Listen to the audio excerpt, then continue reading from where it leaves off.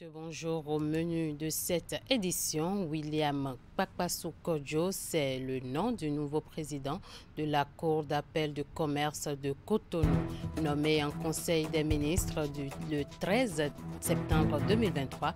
Il est officiellement installé dans ses fonctions. Suivez dans ce 13h au Bénin l'essentiel de la cérémonie d'installation.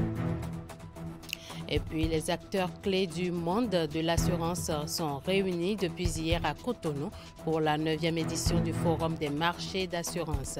Les travaux s'articulent autour des défis actuels et futurs du secteur. Les précisions à suivre avec Ingrid Day.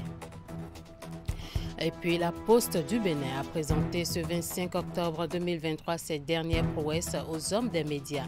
C'était à l'occasion de la commémoration différée de la Journée mondiale de la Poste célébrée le 9 octobre. Les détails dans un instant. À nouveau, bonjour. William Kodjo Kpakpassou, président de la Cour d'appel de commerce de Cotonou, est installé officiellement dans ses fonctions. Nommé en Conseil des ministres du 13 septembre 2023, la cérémonie de son installation a eu lieu ce jeudi 26 octobre 2023 à la Cour d'appel de Cotonou. C'était en présence du ministre de la Justice et de la Législation, garde des Sceaux et de plusieurs autres personnalités. Compte rendu avec Florence Bossa. Voici le tout premier président de la Cour d'appel de commerce de Cotonou. Il répond au nom de William Kodjo Kpakpassou et il jouit d'une forte expérience dans l'univers judiciaire du Bénin. Cette nomination s'inscrit dans le cadre de l'opéralisation progressive des juridictions consulaires et donc celle de la Cour d'appel de commerce. Tel un pionnier, vous aurez, dans le respect de la loi, à ouvrir des pistes, tracer des sillons et dessiner avec audace et efficience, en tant que président de la première Cour d'appel de commerce, les fondations de la jurisprudence commerciale dans notre pays. C'est sur ces mots d'exhortation, en vous souhaitant plein succès dans vos nouvelles fonctions, et conformément aux dispositions de l'article 10 de la loi numéro 2001-35 du 21 février 2003 portant statut de la magistrature et de l'article 59.3 alinéa 2 de la loi numéro 2016-15 du 28 juillet 2016 modifiant et complétant la loi portant organisation judiciaire en République du Bénin, que je vous déclare, M. William Kodjo Kpakpassou, premier président de la Cour d'appel de commerce, installé dans vos fonctions ce jour, jeudi 26 octobre 2023, et vous renvoie dans l'exercice de celle-ci. En tant qu'instance judiciaire, la Cour d'appel de commerce est compétente pour connaître tous les jugements rendus par les tribunaux de commerce. Elle connaît aussi les dossiers frappés d'appel dans les réformes de délai de la loi. C'est donc une lourde mais noble mission qui attend le nouveau président, nommé le 13 septembre 2023 en Conseil des ministres. Les forces armées béninoises ont organisé ce jeudi la journée des attachés de défense, une journée qui a été meublée de plusieurs activités dont les échanges entre les attachés de défense de plusieurs pays accrédités au Bénin sur les questions liées à leur domaine. La journée s'est déroulée au siège de l'état-major général de l'armée béninoise. Retour ici sur cette journée avec Candide Rouhenton. Ils sont une dizaine d'attachés de défense qui ont répondu présents à cette journée qui les met à l'honneur. Outre ceux du Bénin, on peut aussi compter les attachés de défense venus du Cameroun, des États-Unis, de la France, de la Belgique, pour ne citer que ceux-là. L'organisation de cette journée, qui est à sa première édition, vise plusieurs objectifs, notamment le renforcement de la coopération militaire entre le Bénin et ses différents pays. Elle offre ainsi un espace physique pour des échanges interactifs directs allant dans le cadre de la dynamisation et de la redynamisation des différentes activités de coopération que nous menons ensemble. La présente rencontre offre donc en second lieu, une occasion pour faire un point de situation à travers les présentations que nous aurons tout à l'heure de l'engagement des FAB dans la partie septentrionale du pays face à ces groupes terroristes et discuter ensemble des tenants et aboutissants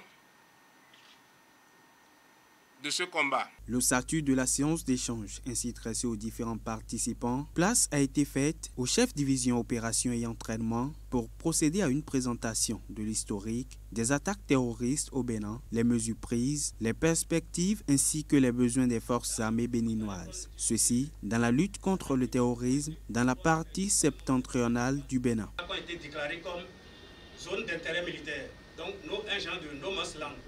L'initiative de cette journée est désormais un pas vers la coopération renforcée entre le Bénin et bon nombre de pays qui vivent les mêmes réalités en ce qui concerne la menace terroriste qui est désormais une préoccupation imminente pour tous les États. Je reste convaincu que des rencontres du genre peuvent nous outiller davantage et faciliter l'accomplissement des missions qui sont les nôtres dans l'intérêt de chacun de nos pays. En mettant cette plateforme en place, on est sûr de pouvoir un peu, non seulement relayer un peu ce qui est fait de façon originale au Bénin, mais peut-être susciter peut-être quelques aides ou quelques partages d'expérience avec ceux qui ont connu la même situation que nous. Les forces armées béninoises sont conscientes des défis sécuritaires de ces dernières années et en appellent à une synergie d'action et de coopération bien nourrie entre les attachés de défense de ces différents pays pour mieux faire face à ces défis. Et puis Cotonou reçoit depuis hier, je l'annonçais en début d'édition, les acteurs clés du monde de l'assurance pour cette 9e édition du Forum des marchés d'assurance. Les travaux s'animent autour des défis actuels et futurs du secteur. Et il s'agit pour ces acteurs de réfléchir à de nouvelles stratégies pouvant contribuer à façonner l'avenir de l'assurance sur le continent africain. Ingrid Day et Moufid Sabouran. La Covid-19, l'accélération du développement du numérique sur notre continent, les exigences réglementaires, l'instabilité politique entraînant la remise en cause de l'ordre constitutionnel dans plusieurs États de l'Afrique francophone.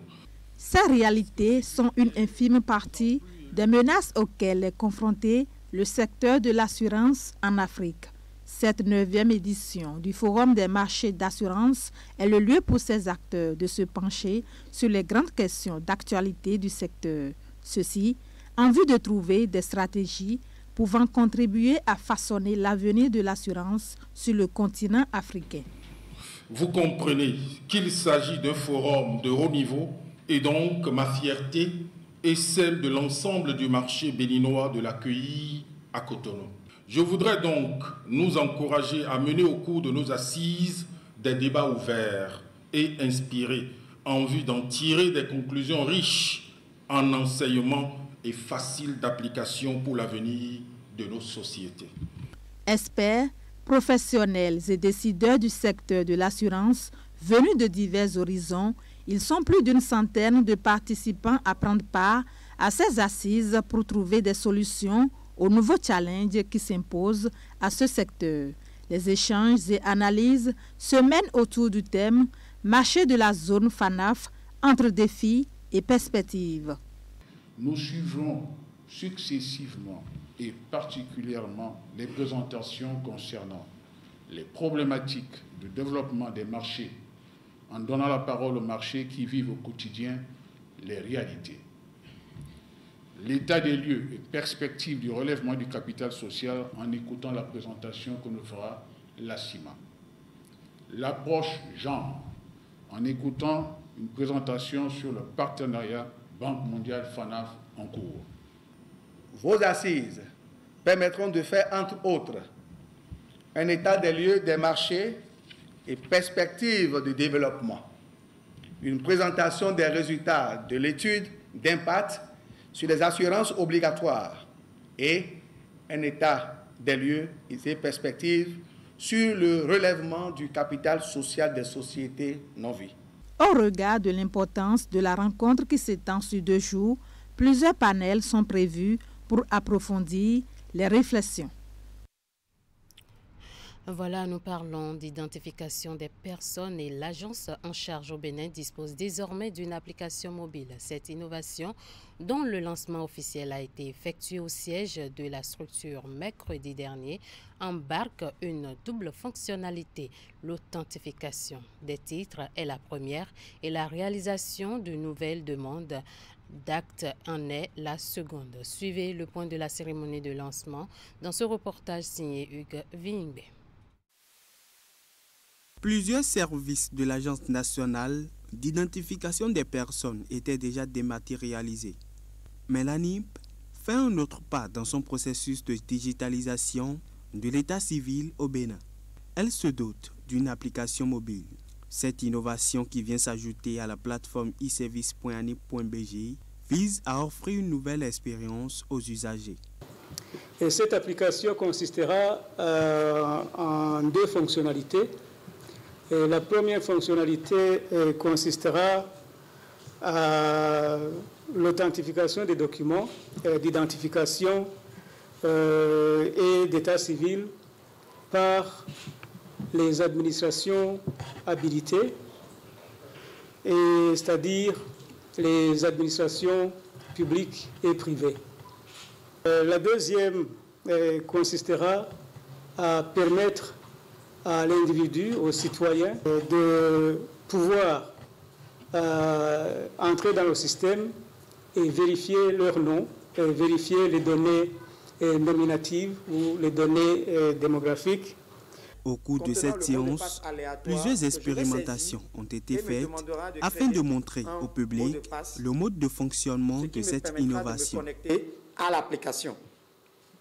Une fois connecté, j'ai la possibilité de faire plusieurs demandes. Des actes de naissance, des actes de mariage, des certificats, le certificat de résidence. La particularité de l'application, elle nous permet d'éviter toutes les tracasseries liées à l'obtention du certificat de résidence. La nouvelle application de l'Agence nationale d'identification des personnes présente toutes les garanties nécessaires en termes de protection des données des utilisateurs. L'application a subi toutes les habilitations nécessaires. Et la CIN est intervenue dessus puisqu'il s'agit de l'agence gouvernementale qui garantit tout ce qui est développement d'applications et autres. Donc ils ont donné leur quitus après tous les tests possibles. Dénommée ANIP-BJ, cette innovation de l'ANIP est compatible aux appareils mobiles disposant d'un système d'exploitation Android.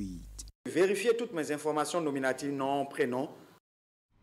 La mise en place de l'assurance agricole au Bénin préoccupe le ministère de l'Agriculture, de l'Élevage et de la Pêche, ainsi que les acteurs du monde agricole. Une étude de faisabilité a été réalisée et la restitution de ces résultats a fait l'objet d'un atelier tenu ce jeudi à Cotonou. Il est question de réfléchir pour trouver des solutions pertinentes et des recommandations conséquentes pour de bonnes perspectives en matière d'assurance agricole au Bénin. Reportage. Comment développer l'assurance agricole au Bénin? La question a fait l'objet d'une étude commanditée par le ministère de l'Agriculture, de l'Élevage et de la Pêche à travers le Fonds national de développement agricole. Deux cabinets ont conduit l'étude de faisabilité dont la restitution des résultats a mobilisé ce jeudi 26 octobre les différents acteurs des chaînes de valeurs agricoles, les institutions financières, les compagnies d'assurance et les partenaires techniques et financiers. L'initiative veut révéler le potentiel assurantiel du Bénin. La question de l'absence de l'assurance agricole est souvent dénoncée comme un handicap majeur au financement, aussi bien par les acteurs de l'offre de crédit que par les demandeurs. Réussir à affronter cette question en mettant en place des produits d'assurance agricole adaptés à une étape majeure de la politique du développement de l'agriculture est quand même primordial. Depuis 2018, la Suisse accompagne le FNDA, partenaire de notre programme d'appui au Fonds national de développement du secteur agricole, pour faciliter l'accès au financement des acteurs du secteur agricole. Vu cet engagement et le savoir-faire de la Suisse en matière d'assurance, la coopération suisse s'est intéressée à se positionner sur le sujet à accompagner le gouvernement béninois. Depuis 2010, plusieurs initiatives ont été prises pour la mise en place d'une assurance agricole au Bénin avec la création d'assurances mutuelles agricoles du Bénin. La MAB est une compagnie d'assurance de type mutualiste créée par les producteurs agricoles du Bénin avec le soutien de l'État. Elle avait pour vocation la promotion de l'assurance agricole au Bénin. Mais comme l'a révélé cette communication, des difficultés et des obstacles de diverses natures n'ont pas permis de concrétiser cette ambition au profit du monde agricole. Laisser la situation à l'État serait un aveu d'impuissance des décideurs que nous sommes face aux conséquences désastreuses qu'engendre la survenance des catastrophes sur les exploitations agricoles. Mon rêve, eh bien, ceci a débouché sur un projet pilote qui va être donc éprouvé. Mon rêve, au-delà de cette phase pilote qui permettra d'éprouver les propositions issues de l'étude de faisabilité, c'est d'œuvrer pour la création d'une compagnie nationale d'assurance agricole au Bénin. Les résultats de l'étude de faisabilité pour le développement de l'assurance agricole au Bénin permettront donc aux différents acteurs d'approfondir les réflexions et de proposer des stratégies efficaces pouvant permettre au Bénin de disposer d'une assurance agricole avec des produits adaptés aux besoins des producteurs pour le développement de l'agriculture. Je l'annonçais également en titre, le monde entier célèbre en ce mois d'octobre le mois de la Poste. C'est une commémoration en différé de la journée mondiale de la Poste célébrée tous les 9 octobre, date de création de l'Union postale universelle. Dans cette optique, la Poste du Bénin a présenté ce 25 octobre 2023 ses dernières prouesses aux hommes des médias. C'était à la faveur d'une conférence de presse suivie d'une cérémonie de remise de prix. Reportage William Cliquant. Il a fallu seulement 1 an à la Poste du Bénin pour se hisser au sommet du monde de la livraison rapide. De la 20e place au classement des institutions du secteur en 2021, la Poste du Bénin remporte le premier prix mondial du meilleur service à la clientèle au titre de l'année 2022. Prix qui est aujourd'hui présenté au public. Comme vous le savez, la concurrence mondiale dans le secteur de la livraison rapide est féroce et de nombreuses entreprises cherchent à améliorer leur qualité de service pour satisfaire les besoins en constante évolution de leur clientèle.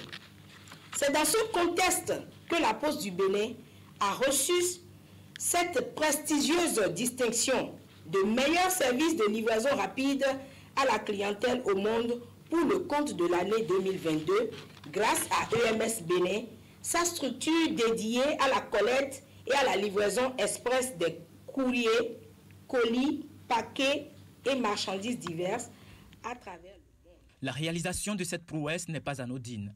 C'est le fruit des efforts consentis par les acteurs ces 3 dernières années. Ceci à travers la mise en œuvre des réformes. Ces avancées majeures témoignent et dénotent de notre engagement inébranlable envers l'excellence, la modernisation et le service à la nation. Ces progrès sont le résultat du soutien inestimable de notre ministre de tutelle, le ministre de l'Économie et des Finances, ministre d'État, M. Romuald Wadaï. De son côté, la Poste du Bénin a procédé à la remise de l'eau à sa clientèle. C'est sa manière de les encourager pour leur marque de confiance. Merci et félicitations à nos lauréats.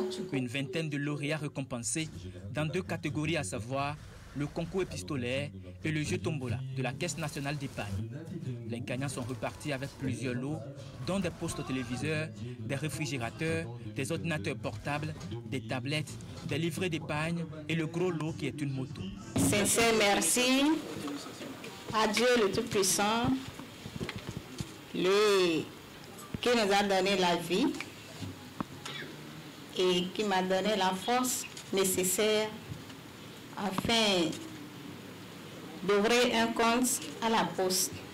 À travers cette initiative, la Poste du Bénin célèbre le mois de la Poste, une commémoration différée de la Journée mondiale de la Poste, célébrée tous les 9 octobre, date de création de l'Union postale universelle. À l'instant, un reportage de Ali Momouni sur la célébration du mois de la Poste au Bénin. L'artiste de musique urbaine Vano Baby devient brand ambassadeur de la marque de paris sportif Betclic au Bénin. La signature de partenariat entre la star de la jeunesse béninoise et la structure réputée dans le jeu responsable autour du sport dans le monde a eu lieu ce mercredi à Cotonou. Un accord conclu grâce à la facilitation du centre compagnie. Et c'est au siège de la maison de production que la cérémonie officielle s'est tenue. William Cliquant pour les détails.